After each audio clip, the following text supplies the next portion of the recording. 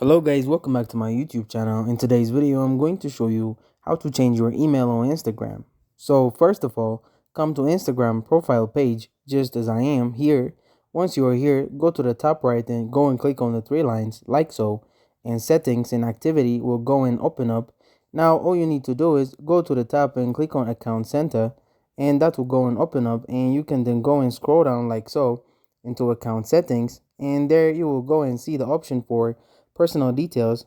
Go and click on it, and at the top you're going to go and see contact info, so you can go and click there.